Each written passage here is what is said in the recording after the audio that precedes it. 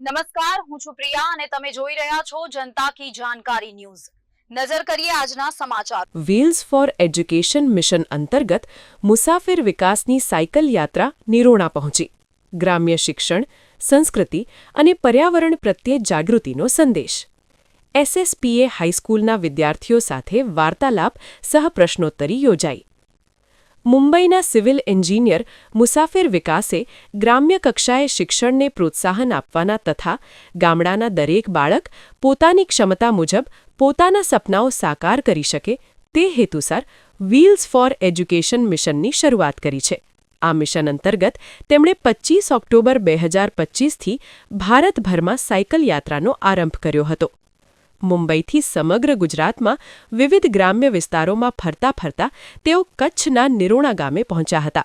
અંદાજે 4400 કિલોમીટરની આ સાયકલ યાત્રા તેમણે 3 મહિનામાં સફળતાપૂર્વક પૂર્ણ કરી છે। મુસાફિર વિકાસનું લક્ષ્ય આગામી 3 વર્ષમાં સમગ્ર ભારતની લગભગ 40,000 કિલોમીટરની સાયકલ યાત્રા પૂર્ણ કરવાનો છે। આ યાત્રા દરમિયાન તેઓ માત્ર ગ્રામ્ય શિક્ષણને પ્રોત્સાહન આપવાનું જ નહીં, પરંતુ ભારતીય સંસ્કૃતિ, ગ્રામ્ય જીવનશૈલી, પુરાતન સ્મારકો, વેશભૂષા, ભાષાઓ, લોકકલા તથા તહેવારોને નજીકથી સમજવાનો અને તેનો સંદેશ સમાજ સુધી પહોંચાડવાનો પ્રયાસ કરી રહ્યા છે।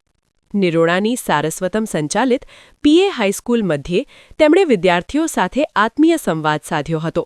વાર્તાલાપ અને પ્રશ્નોત્તરીના માધ્યમથી વિદ્યાર્થીઓને પોતાની અંદર રહેલી સુષુપ્ત શક્તિઓ ઓળખવા, આત્મવિશ્વાસ વિકસાવવા અને જીવનમાં સતત આગળ વધવા માટે પ્રેરણા આપી હતી।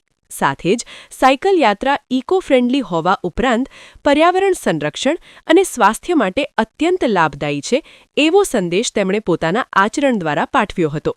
આ પ્રસંગે શાળાના વરિષ્ઠ શિક્ષક અલ્પેશભાઈ જાની તેમજ સમગ્ર શાળા પરિવાર દ્વારા સમગ્ર ભારત પ્રવાસે નીકળેલા મુસાફિર વિકાસજીની આ પ્રશંસનીય પહેલને બિરદાવવામાં આવી હતી અને વિદ્યાર્થીઓને માર્ગદર્શન તથા પ્રેરણા આપવા બદલ તેમનો હૃદયપૂર્વક આભાર વ્યક્ત કરવામાં આવ્યો હતો।